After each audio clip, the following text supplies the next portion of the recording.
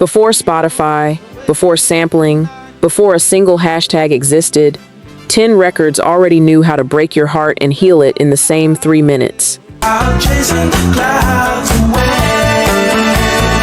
One of these songs beat Elvis's own chart record. One was almost thrown away as a B-side. One came from a wrong number that turned into a love song. Welcome back to R&BGROOVELore, where we dig up the real story behind the songs you thought you already knew. Let's count them down. Number 10, New Edition, Can You Stand the Rain, 1988. By 1988, New Edition had already lived a whole career's worth of drama, teen stardom, a walkout from Bobby Brown, and critics who whispered their moment had passed.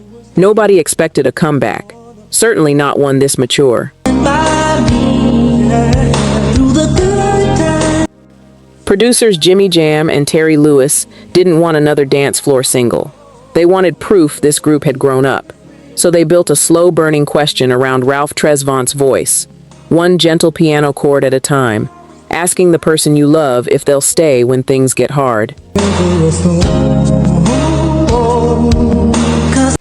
The song climbed to number 1 on Billboard's R&B chart in 1988, but the bigger win came later.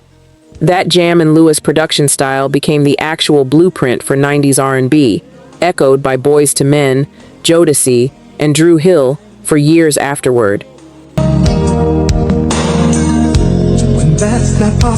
New Edition didn't just survive their own breakup. They turned it into the sound that raised the next generation of R&B groups. But the next name on this list once held a record that nobody, not even the label, saw coming. I know that I can count on you. Number 9. The Chi-Lites' Oh Girl, 1972. I don't know where to look for love. Eugene Record drove a cab in Chicago before Brunswick Records ever put his voice on wax. By 1972, the Chi-Lites had spent over a decade grinding through doo-wop clubs with nothing to show for it on the pop charts. Record handed producer Carl Davis a demo tape of 7 songs. When Davis called back raving about a number 1 hit hiding in there, Record named every other track first. He genuinely thought Davis was joking about Oh Girl.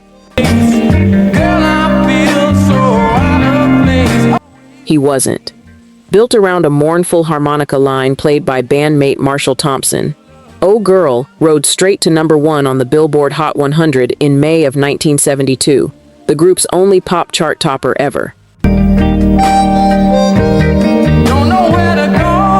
Decades on, that harmonica hook has been borrowed by artists from Smokey Robinson to Beyoncé's producers. One quiet, doubted demo tape gave 4 Chicago strivers their permanent place in soul history.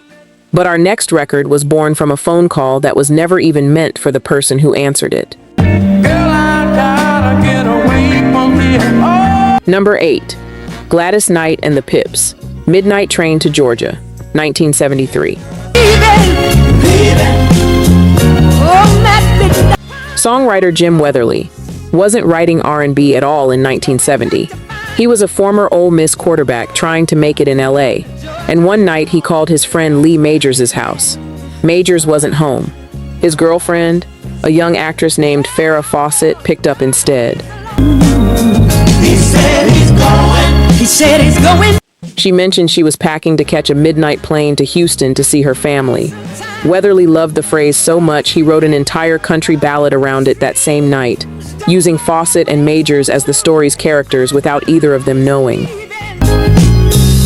The world he left behind. Producer Sonny Limbo later swapped the plane for a train and Houston for Georgia before handing it to Sissy Houston. Gladys Knight and the Pips, fresh off leaving Motown, heard that version and rebuilt it into a horn-driven soul anthem. It became their first number 1 hit in October of 1973. A throwaway phone call meant for someone else turned into a Grammy-winning signature song. and Gladys Knight later admitted she was living through the exact same heartbreak the lyrics described when she recorded it. But our next group turned one nonsense phrase into the most joyful chorus of the decade. He'd be a star, a superstar. Number 7. Earth, Wind, and Fire, September, 1978. As we dance in the night, remember. Maurice White built Earth, Wind, and Fire on a wild idea. Fuse funk, jazz, gospel, and African rhythm into one band. By 1978, that gamble had already made them one of the biggest live acts on the planet, and now White needed one new song for a greatest hits album. Working with guitarist Al McKay and songwriter Allie Willis, White kept singing a made-up phrase, "Badia," through the chorus. Willis, a lyricist who hated nonsense words, begged him to change it to something real. White refused outright. When Willis finally snapped and demanded to know what it meant, White simply told her it didn't need to mean anything, because nobody would ever forget it. He was right. September hit number 1 on the R&B chart and became one of the most licensed, most played celebration songs ever recorded. Every September 21st since, the internet floods with tributes to a lyric nobody can even define. Earth, Wind, and Fire didn't write a hit. They wrote a permanent holiday. But the next group on this list turned raw vocal pain into a record that outsold nearly everything else that year. Number 6. The Isley Brothers, Between the Sheets, 1983. To 1959 The Isley Brothers had already reinvented themselves 3 separate times by 1983. Gospel kids turned rock, pioneers turned funk, hitmakers, with It's Your Thing and Shout behind them. Most bands that old were coasting. The Isleys had other plans entirely. Rather than chase the era's dance trends, they slowed everything down.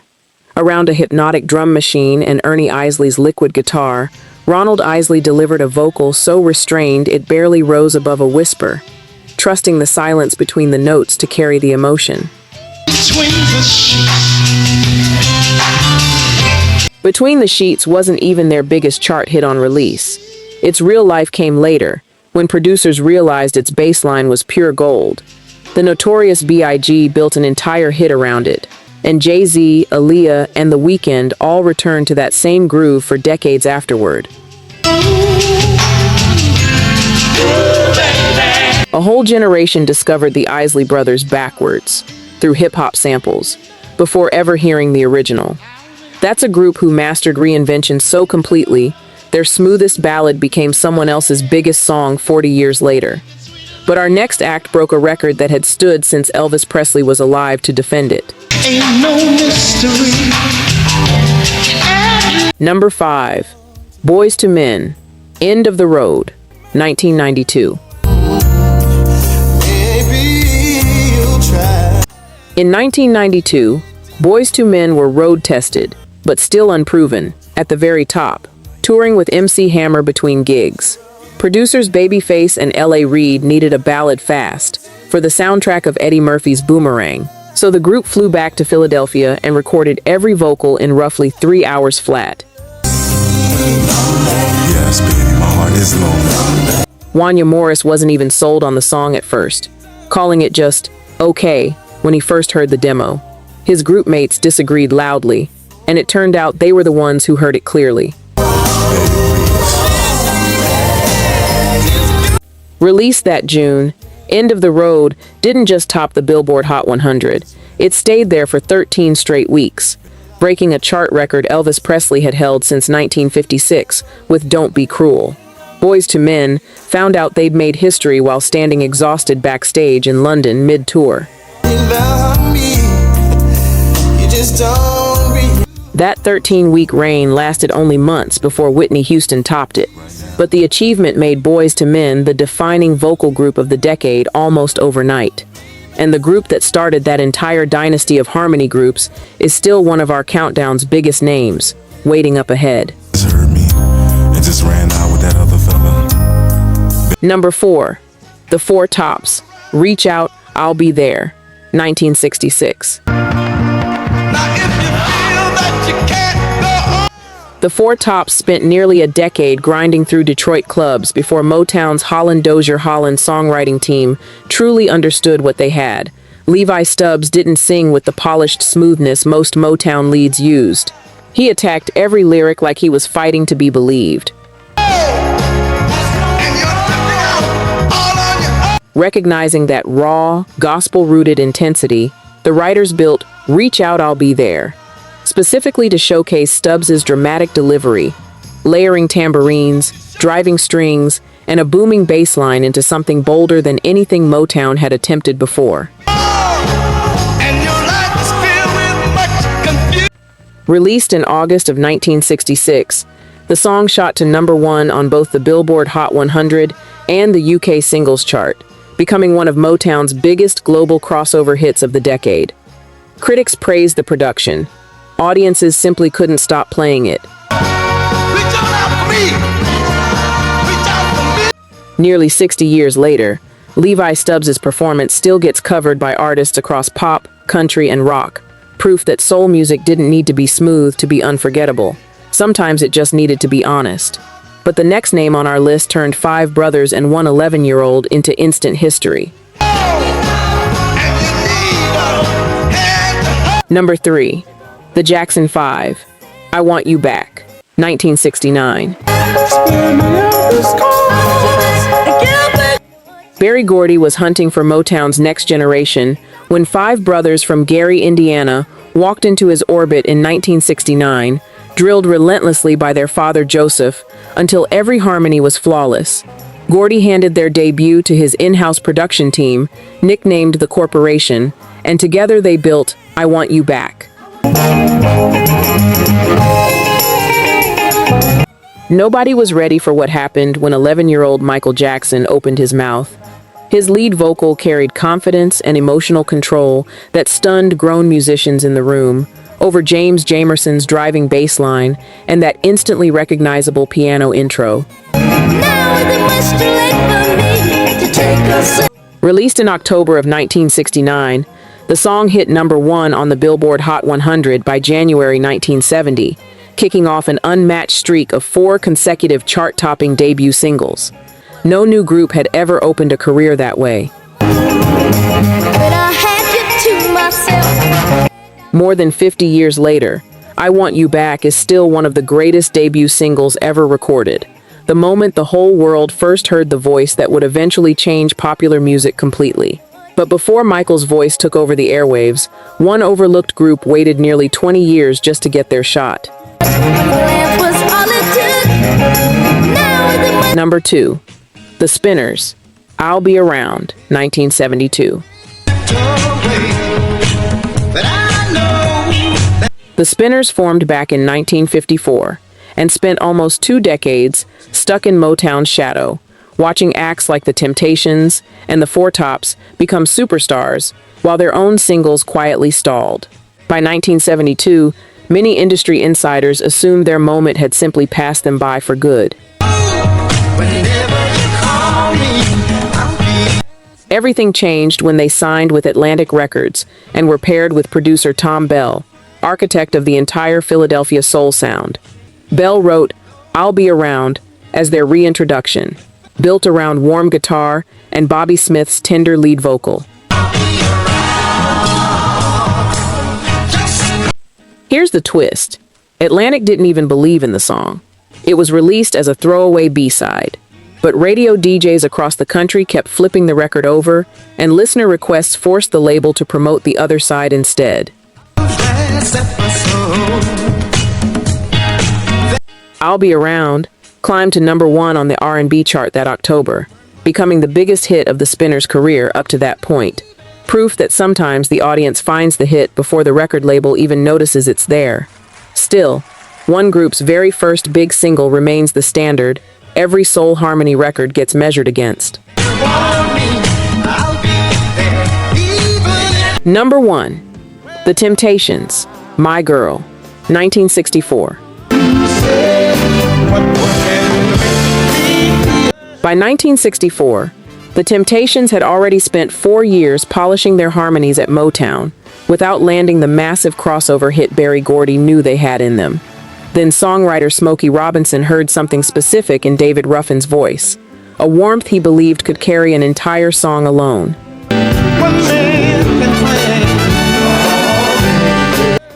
Robinson and fellow Miracle Ronald White wrote My Girl as Ruffin's first lead vocal for the group. Recorded at Motown Studio A with the legendary Funk Brothers house band, bassist James Jamerson built one of the most recognizable bass lines in pop music under guitarist Robert White's instantly familiar opening riff. Released that December, My Girl became the Temptations' first #1 hit on the Billboard Hot 100 in March of 1965, instantly transforming them from rising Motown talent into international icons almost overnight. More than 60 years on, My Girl was inducted into the Grammy Hall of Fame and preserved by the Library of Congress for its lasting cultural significance. 4 young men from Detroit didn't just record a Motown single that day. They recorded the song that still defines what classic soul sounds like. That's our full countdown. From R&B GROOVELore, which of these stories surprised you the most? You say what